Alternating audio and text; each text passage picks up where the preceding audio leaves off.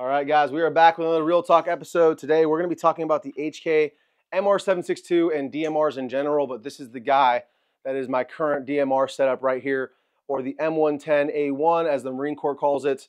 And we'll talk about the setup at the end, but let's first start talking about why a DMR is necessary in your repertoire and why I believe every American should own a DMR or some type of precision, larger caliber than a 5.56 precision gun setup. But before we do that, in order to keep these lights on, pay some bills, we do have to thank the biggest sponsor of the channel. That's Brownells. So if you guys want to support the channel, head on over to brownells.com and use bro code RDB10. Don't buy anything unnecessarily, but if you need something, that saves you some money and it also supports the channel. So big shout out to you guys. Thank you so much for doing that.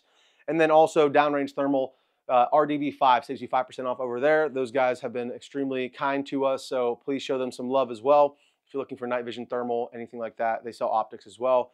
And then lastly, liking, commenting, and subscribing. It's played out, but we are in an ever ongoing battle with censorship, especially discussing things like the Second Amendment. So any of that helps, even if you're just talking shit in the comment section, guys, it really helps. And it's free, so we really appreciate you guys doing that. Now, with all that being said, the HK MR762, this is my current kind of dream DMR setup. I've achieved it, thank you, God. I'm very blessed to have this rifle set up, although it took me many months, years, a few years actually, and a lot of money. As you guys can tell, we have a ton of money in this thing, which we'll talk about at the end, if it's really worth it or not. But with that being said, I did just want to talk about why it is important for you guys to have a DMR, why I believe it is every American's duty to have this type of capability, or at least somebody in your group that you train with to have a capability like this, because the Second Amendment is about defending freedom from anybody who wants to take that freedom from you. So in a real, we're in a conflict situation, you're going to want to have something that can bridge the gap between an AR-15. We just talked about 16-inch AR-15s being able to reach out the distance, which they can, but we want to have, if you want to have some authority, some real terminal ballistics when you arrive, a really good ballistic performance, then a 308 is going to do much better at those longer distances. Specifically, the Marine Corps called this their 300, 600-yard gun. I can agree with that. I think that's a pretty accurate depiction of this thing's like best capabilities, because if you're going out to take a shot longer than 600 yards and you have the ability to take a sniper rifle, a bolt action gun with a larger, maybe a Magnum caliber, or any of these new crazy high BC calibers like 300 PRC and so on and so forth, I'm not going down that rabbit hole, then you're going to take that more of a precision bolt gun type setup. But this is kind of for the infantryman, the guy on the ground. You can still run through kick doors with this thing, clear a building if you need to, and then you can also reach out to distance. I've actually taken this thing out to 1,000 yards, although it was pretty difficult because 308 does some weird stuff when it goes transonic. We have a 16.5-inch barrel here, so I think this thing is really, most rounds, most loads are going transonic around 850 yards or meters rather. So it's not really going to be that great after that. Again, you can start lobbing stuff out there. I've done it. I've hit targets out there, but fairly large targets with that being said. So, but this is a half-inch group at 100 yards. So shooting Dallas Reloads, 175 grain Sierra gold medal match. It's with new brass. So big shout out to Dallas Reloads.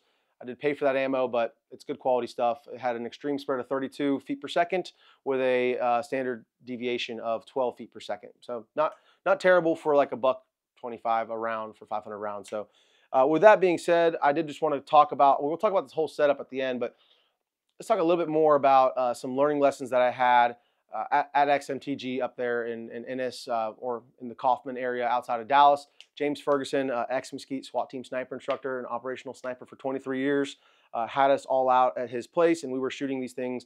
I put 400 rounds through this rifle right here, mostly that Dallas Reloads 175 grain boat tail hollow point stuff, and then some Federal Gold Medal Match King with Sierra bullets, 168 grain, some of that stuff as well. But this thing shot phenomenally well. The recoil impulse was tremendous. We'll talk a little bit about that. The reason I can kind of credit that to the suppressor and the Law Tactical Folder, kind of increasing that BCG, that cycling weight to slow it down and make it more of a smooth recoil impulse, from what I felt at least, from before shooting it with it and after.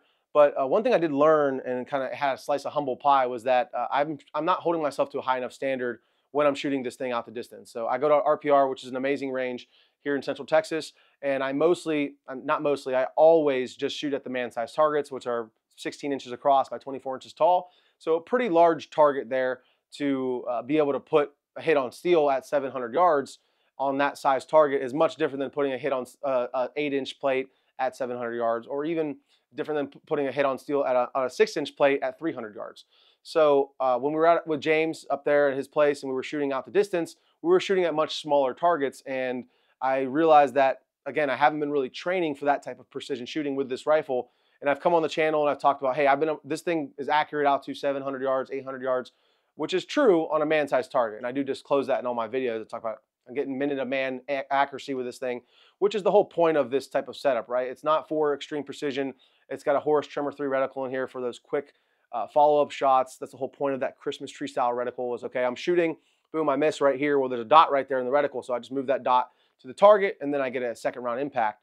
So that's kind of the idea behind it, but I did feel a little disappointed in myself for not holding myself to a higher standard. As we talked about in other videos, you really want to test your outer limits. We don't want to talk about scenarios because nobody knows what's going to happen, but you do want to kind of push yourself to your outer limits as well as your weapons platforms and your bullets and all that good stuff. So there's a lot that goes into this precision shooting for sure. I'm not even scratching the surface with this video, but it's more so a video about the HK. But I did just want to let you guys know it performed phenomenally well. I had 0 malfunctions. It had a very smooth recoil impulse. It shot half an inch at 100 yards. But I did struggle on that 8x8 plate out at 700 yards. I did hit it a few times, but when we got to the competition portion of that shooting class, and I was actually shooting with some pressure on me because I knew the guy before me had hit the 600-yard 6x6 plate 2 times out of 3, and now I got to hit it 2 or 3 times. I got to hit it 3 times in a row in order to beat him, or just 2 times to tie up. And when those nerves kicked in, and it wasn't just me plinking around having fun, I ended up missing the target 3 times in a row. So again, it's not the man, it's not the rifle, rather, it's more the man as far as shooting goes. So that's another lesson I learned. But I do need to hold myself to a higher standard as far as when I start training with this thing again. I'm going to be taking it out to distances on smaller targets so that I can actually know more accurately what my dope is. Because right now I'm just like, okay, 200 yards dead on, 300 yards 1 mil at the top of the plate. Well, if that plate's 24 inches tall, where exactly am I hitting? So again, that's just something, a lesson that I'm going to learn. I learned myself the hard way, and I hope you guys maybe take that with a grain of salt and do your own training and hold your own standards, but hold yourself to a higher standard because it's you versus you. Now, with all that, getting all that out of the way, I love this rifle. This is a dream rifle for me. It's taken me a long time and a lot of money to get to where it's at. So we're going to go from blast end to ass end and talk about the setup of this thing because, again, you don't need to spend this much money in order to get a rifle that will do what this rifle can do. By no means. There's a ton of companies that make really great AR-10s these days that are direct impingement. They're a little bit lighter in the front end, and they're much, much, much cheaper than the HK is stock. And I also have a bunch of upgrades on this thing. So again, you don't have to spend this kind of money or have this kind of glass. Let me just talk about the glass real quick while we're on the topic. I replaced the primary arms. I had an SLX 3-18 on it, I believe, with this Night Force Attacker. And I shot exactly the same, if not worse, that day because it was just so hot. The glass did not make me a better shooter, and you do not need to spend several thousands of dollars. This thing is MSRP for like $3,200, I think. You do not need this kind of glass in order to shoot long distance. So again, I don't want to make it seem like I'm flexing out here. This is like my dream rifle setup. It's taken me a lot of time. I made a lot of sacrifices to get it to where it's at, but at the same time, you guys don't need something this nice or this expensive, rather, to get quality. To get a quality, reliable firearm that can achieve the goal that this thing achieves for me for much, much less, probably an eighth or a fifth of the cost of this thing. Because right now this thing is sitting above $11,000 from my rough math as far as like the way it's set up and how much I have into it. But again, I don't say it to flex at all, guys. It's kind of embarrassing because I actually got outshot by a guy with a very cheap hunting rifle and like 21-year-old hunting rifle and a 21-year-old Leupold like fixed powered scope on it. It was kind of insane because again, I'm just not holding myself to these super high tolerances and standards. And this guy's a hunter, knows his rifle, knows his dope, and I can make fun of FUDs all I want. This guy's actually not that old, and he's super cool about it. But at the same time, it's not the rifle that makes the man. It's definitely the training. So with that being said, guys, let's talk about the can up front. We have the Huxworks Flow 762 Ti up here. This is an absolute phenomenal can. It is full auto rated. We got it very hot. You can start to see it's kind of changing color. It's getting a little bit more wear and tear on it. I think I have about probably 1,000 rounds through this thing at this point, between 300 blackout and 308. And so it has, again, it's held up really well. It's never backed off on me. And actually, I wanted to leave it tight from that 400 round range day that we just had, just to see if I can, how loose or how easily I could break it loose on camera. Because again, I tightened it up pretty good by hand for that range day. And let's just see if I can break it loose. Okay, there you go. So you can get it off still. It's not going to be frozen on there, which is great. Really love this can. Very little back pressure, very little gas to the face, especially considering this is a short stroke gas piston system. I had very little gas to the face with this thing, and it just ejected right perfectly at 330 every single time. My brass was all in one big pile. So with this can and with this Law Tactical folder adding a little bit of weight to the reciprocating mass in here, I found that this thing was an extremely pleasant and easy to get follow-up shots, easy to spot myself and find my own splash.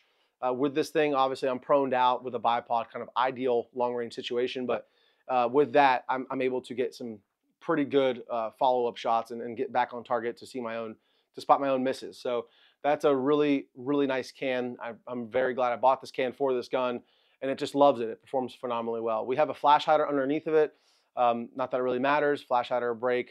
When the can's not on there, I prefer flash hiders just because I don't want to be shooting this thing at night and just shooting straight fireballs. So, and moving back from there, we have a Magpul bipod. Again, a lot of guys talk shit on Magpul bipods. They just work, and they're pretty cheap and they're pretty lightweight. This one is direct M-lock mounted. I did put a little bit of a paracord quick snatch. That's not my idea. A lot of guys do that. And James, last time I was at James's class, he had one on there. So I decided to throw some cheap paracords, just very cheap. So just threw it on there, costs nothing, and it allows you to quickly deploy your bipod. And we are running some Magpul backup iron sights on the 45 degree. They're just extremely expensive for no reason. I mean, they're very high quality, but I think they're really overpriced. But again, I'm not trying to make this thing clone correct. Clone correct would be Troy offset irons. But I do like having some sort of backup aiming system for up close and personal, since we're running a 4-20 on here. And then we have the HRT Tactical AWLS Advanced Weapon Light System. This is a really amazing 90,000 candela, like very rugged body. It's the mount is built into the body. It's one piece aluminum, and it has the Valhalla Tactical omnidirectional switch on here, which it's easy to ND with this switch on here, but I really like this thing. And you could also remove the switch, but you can very quickly and easily just access that, push it any direction, or you can click it straight in for constant on. I like that because I don't have to have a pressure pad. It's one less piece of kit that can fail, and I could also remove this and unthread this from the back and just have a traditional tail cap, which is nice. If you're worried about NDing, then you could just do that. We have some BCM rail covers on the 45s, a Daniel Defense rail cover up top. We have the ARCA vertical foregrip. I don't know if I'm saying that right, but ARCA, I think it's called. This is their VFG. It's aluminum, and it's directly M-lock mounted. Love this thing. I do still prefer the Samson manufacturing mounts, but the way how heavy this front end is, this is probably the lightest aluminum vertical foregrip on the market, because it's just completely hollowed out in the bottom, but it still directly locks up to M-lock, which is nice, keeps it clean. Don't have to have a Picatinny rail section in there. I'm running a Midwest Industries ARCA, like a 3-slot ARCA Swiss mount here. Very small, but still a little bigger than I would love it to be. I know some guys want a whole ARCA mount on the bottom, but that's just so I could throw it in my tripod and shoot off a tripod if I need to. I am running a Geisley HK417 rail. It's a 14.5-inch rail, and that rail is in their desert dirt color. Really a huge fan of this thing. It's just a whole vibe when you see it all together. It's a very nice color scheme. I love the way it looks. So, and it's given me zero problems, as you'd expect from Geisley. This one is a Blemula. So the Blem itself, let's see if I can get it on camera, because it is so hysterical how little of an issue it is. It's that tiny little, it's like a tiny little scuff on this aluminum little notch here that goes into the upper. So that's the only thing I could see on this thing that would make this a Blem, and they discount it pretty heavily because of that. So I'm a very big fan of this Geisley rail. Love it. Has QDs built in with steel reinforced points at both 45s. And then since we're talking about it, Blue Force Vickers sling, free Larry Vickers. Big fan of these slings right here. They just work. So moving back from there, we do have a B5 trigger guard here. So again, nothing fancy, but the one that comes with is just a flat trigger guard. So I like the B5 one there. And then we have a Geisley HK trigger, which don't even get me started on how much those things cost. It's kind of ridiculous. And then we have regular stock selector, which you can put on safe when the hammer is forward. And then we have the HK RAL 8000 pistol grip. I don't really know what this one's called, like the A5 or something. It just looks great. I like it. And then Law Tactical folder for the HK 417, 417 HKMR 762. This thing, I didn't want to add it originally because I didn't want to add a bunch of weight, and I also didn't want to take out the infamous HK staking tool that they use to stake these. I didn't want to like ruin my stake on my castle nut. But I decided because this thing is so long, it's already very heavy, so why not give myself the ability to break it down a little bit and make it a little bit of a more smaller, compact package. Although I'm adding a little bit of weight, again, it actually just made it cycle better, made it work better with that added weight in the BCG, because this thing, obviously you add a little plug back here in order to extend the BCG to the new position of the buffer weight in the back. But it has performed phenomenally well. I was actually very pleasantly surprised. It did not affect the operation whatsoever and made it actually shoot better. So I am running just the stock that came with this gun. I do have a Walter Sobchak like cheat sheet on this thing right here, just so I can have a quick reference point if I need to shoot targets at unknown distances. I have a calculator, or I have my formula right there, so I can calculate, guesstimate the distance to the targets and get a better chance of a first round impact.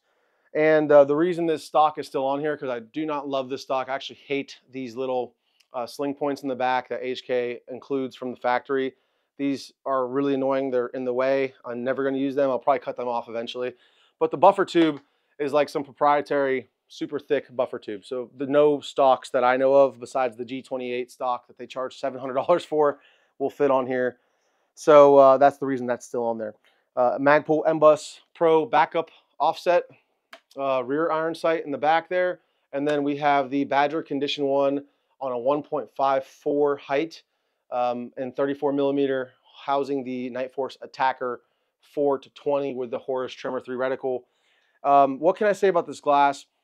I love it. It's really, really nice. I don't know if I would buy it again because of the price point. I'm not saying I have buyer's remorse. It's just so expensive, and it doesn't make you shoot any better. You can see a little bit more clearly. There's less chromatic aberration.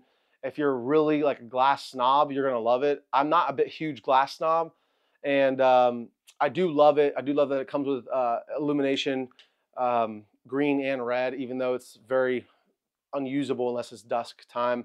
But it's like the perfect magnification for this type of setup. So it is the perfect scope for this. I just can't believe how much money I spent on it. That's kind of a bummer, but Euro Optic did give me a very small discount. So shout out Euro Optic for helping me out with that one.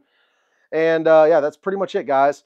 That's the entire setup. Stock bolt carrier group, stock charging handle. I don't even know if anyone makes aftermarket BCGs or charging handles for these things. Maybe Brownells does, but I don't think anyone else does if they do. That is the entire setup of this rifle. And again, the idea behind this rifle is to give me the ability to bridge the gap between my ARs, even my SPR, you know, the new HK AMR 556, which I'm kind of running as my SPR right now. That thing can shoot out to 600 yards. It can do it. I shot it out to 700-800 yards before. It's a phenomenal rifle, but if you want to get there with some authority and really move that steel, have a lot more energy delivered on impact, the 308 is just going to do it much better. And it's still a common enough caliber that you can find it, you know, anywhere in the U.S. pretty much, 308 or 7.62 by 51. So yeah, I'm a really big fan of this setup. Let me know what you guys think down in the comments below. Do you have a DMR? Are you thinking about getting a DMR? What is your setup if you do have one, or if you don't, what's your reasoning for not? And again, I don't think you definitely don't need to go out and spend what I spent on this thing in order to get a good rifle that's going to be able to achieve these goals. So don't think you got to clone this thing or do what I'm doing. I had an Aero Precision AR-10 for years, and it performed phenomenally well. I also shot that thing out to 1,000 yards. It was a phenomenal rifle, a little bit lighter weight, even though it was an 18-inch barrel, and it shot great. So again, you don't need to go to this. I have an obsessive personality, and when I get my mind set on something, I really just want to build it, and I'll do anything I need to do in order to get there. So I sold some things, I saved money, and I built this thing out. So, but just don't think if you don't have this, you know, you can't train long range. Just get something, because the best rifle that you have is the rifle that you have on you, right? Or the rifle that you currently have. This rifle isn't any better than the one in your safe. So But anyways, guys, that's going to be pretty much it. I don't want to let this thing drag out too much longer. If you guys enjoyed this, please like, comment, and subscribe. Let me know down in the comments what you guys think about a DMR setup, specifically this one, and what you're running, and what you would change. What would you change about my rifle setup? And then Brownell's RDB10 saves you 10% off at brownells.com.